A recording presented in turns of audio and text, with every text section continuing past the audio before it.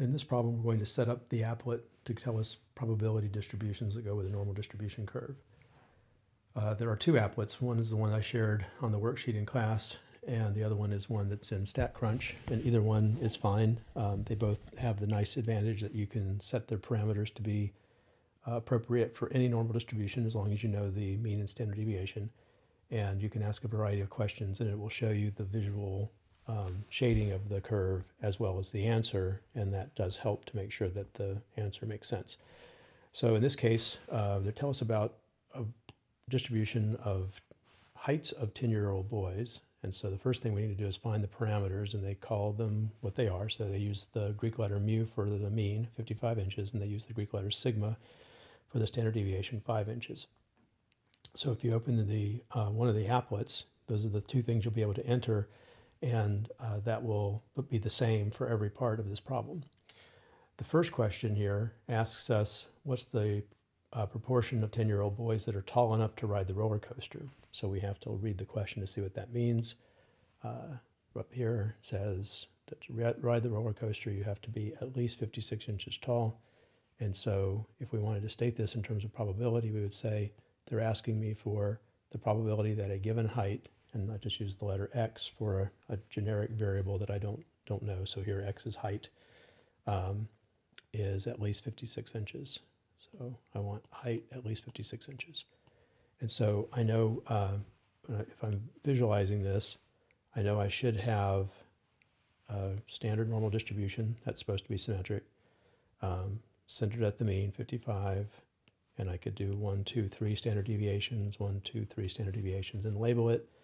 But what they're asking here is the probability that a boy is at least 56 inches tall, and so that means there should be a vertical line here at 56,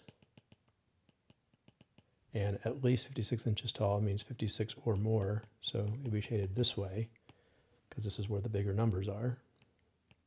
So all the heights that correspond to 56 inches or taller would be shaded like that. So that's what I expect to see. And the nice thing about the applets are that they actually show you the picture as well as telling you how much shading there is. So we can make sure that it looks like this. So anyways, hoping what my picture that I thought I was answering looked like.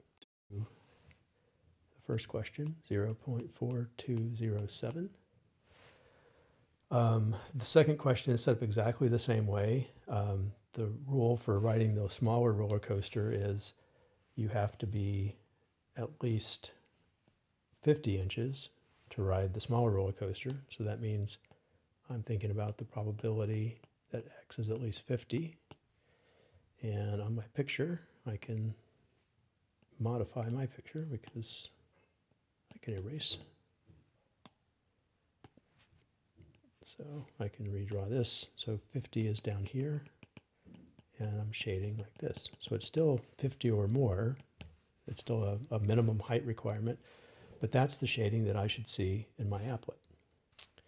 So let me go 0.8413 is the amount of shading I see in the second picture. The last question here is asking about the probability that a boy's height is in between. A boy that's in between is tall enough to ride the small roller coaster, but not tall enough to ride the large roller coaster. So in terms of my shading, that would look like this. Oops. That would be the probability. So 56 was about there. So this case, this will be the probability that a value of x, a boy's height, is between 50 and 56. That's what I'm trying to answer here. That's what it would mean for a boy to be tall enough to ride the smaller roller coaster, but not tall enough to ride the large roller coaster. So this is the shading that I expect to see. You may remember that when we had overlapping shading regions before, we were able just to subtract, and that really will work here. Remember there was 0.8413 is the proportion of area that was shaded to the right of 50, and if I drew that and then erased everything above 56, which is literally what I just did, I literally erased everything above 56, that means I erased 0.4207 of the shading.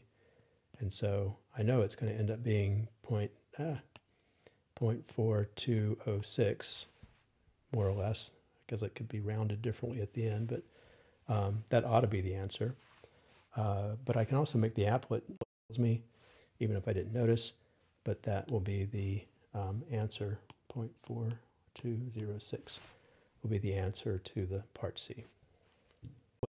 And we put in the parameters.